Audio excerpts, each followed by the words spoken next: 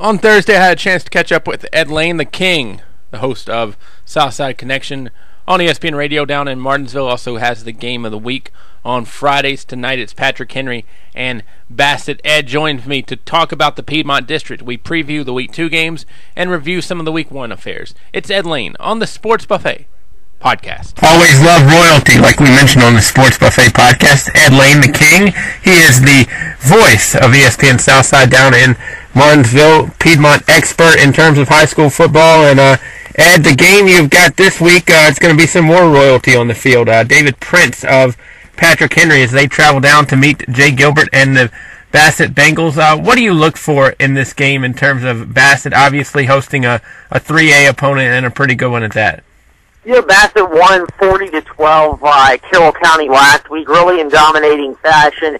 Their speed just too much for Carroll County, a team that was 2-8 last year, came off what is an uncharacteristically bad season for Tom Hale's bunch. They're usually right in the thick of it in the Southwest District and are always a fundamentally sound team, but I think they're in a rebuilding stage. Bassett looked what you would expect out of a team that has more talent and has a slew of returning starters, the majority of which for Bassett, last year they only graduated 7 players.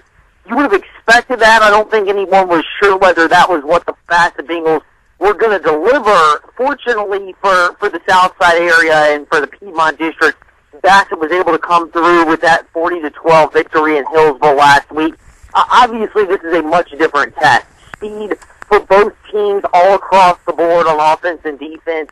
Patrick Henry's quarterback, David Prince, who is going to play wide receiver for Virginia Tech next year, assuming he upholds the verbal commitment, which I know with high schoolers is up in the air, but I would venture to guess that he would. He clearly is good enough to receive such recognition from Frank Beamer, who often will offer guys in the area late. I think that says a lot about Patrick Henry, but from Bassett's perspective, it says a lot about the caliber opponent they're going to be facing, an athletically gifted quarterback who certainly has a lot of tools, particularly with his feet and the ability to make people miss. And it's not just him, it's guys around the ball. I think what last week was Bassett against a more slow, physical Carroll County team, more of a grinded-out style type of a ball game. We might end up seeing a track meet, which for us is a lot of fun, and I think for the fans also would deliver great entertainment on Friday evening.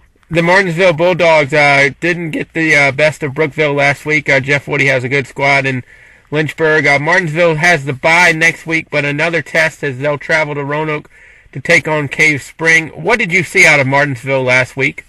Not a lot, and that's I don't think is as much a slam on the Bulldogs as it is to an extent maybe an admission that Martinsville is just as much as they've been viewed as a team that could win the Piedmont District this year.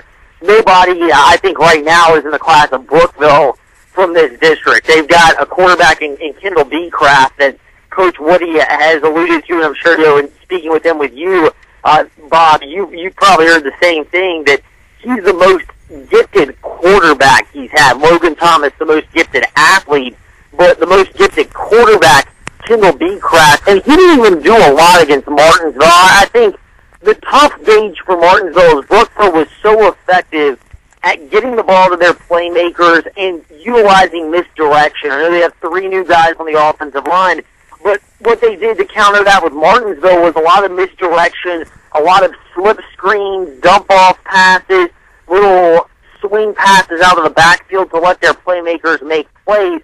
Brookville did a great job of getting the ball to their playmakers out in space.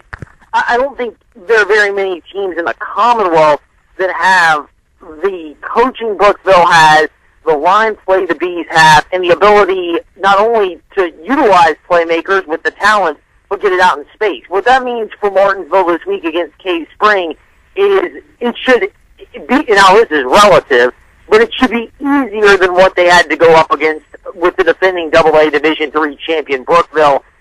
Cave Spring is a team that's going to be without their top running back, Sam Wright, who has gone on and graduated and has moved on to collegiate pastures.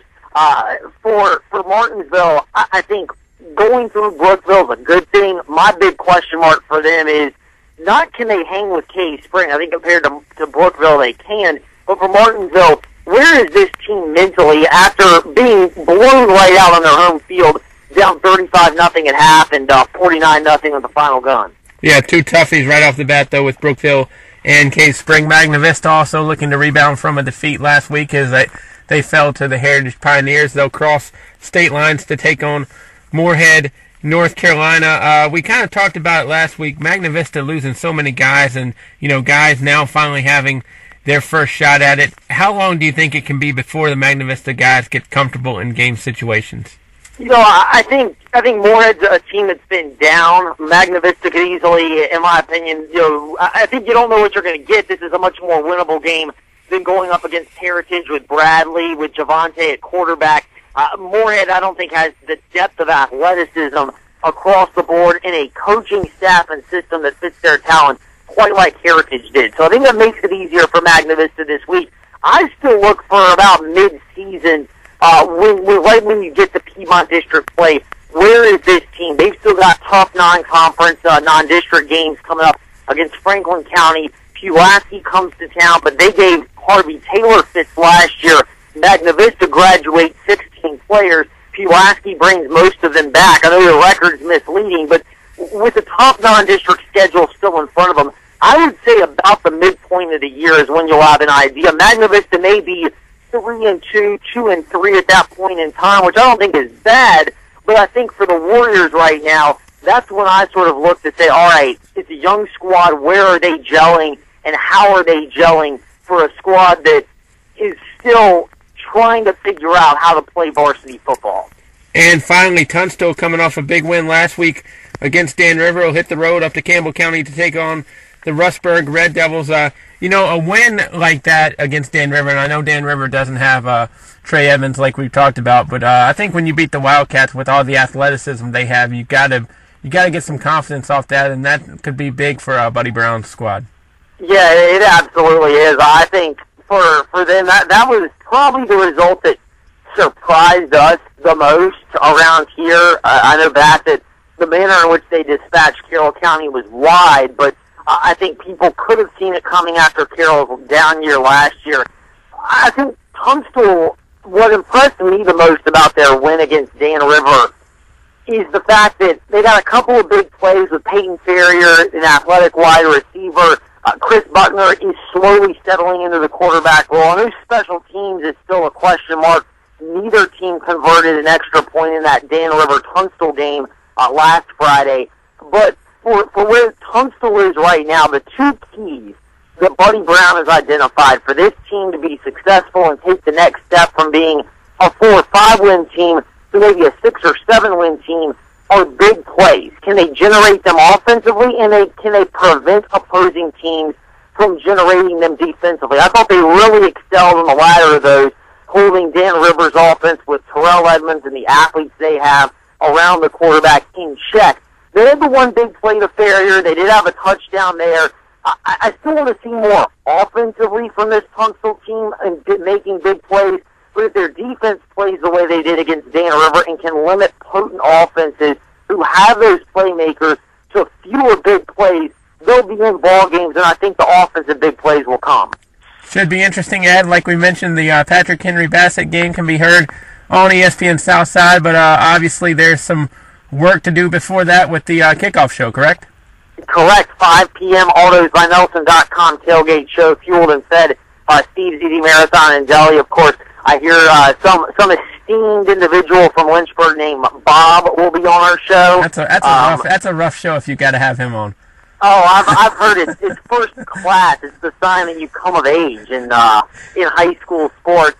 He'll be on with us. This Bob fellow. We'll also have all 4 Piedmont District coaches with Patrick County off this week, and then we'll even have Coach Fiddler, the new head football coach for Patrick Henry, is also going to stop by to preview our 7 o'clock kick. What I think is going to be a real good test for Bassett, but across the board has the potential to be a real fun track meet, a lot of fireworks with 2 teams with athletic guys, Patrick Henry and Bassett. Good times, Ed. We'll be listening as always. We appreciate it.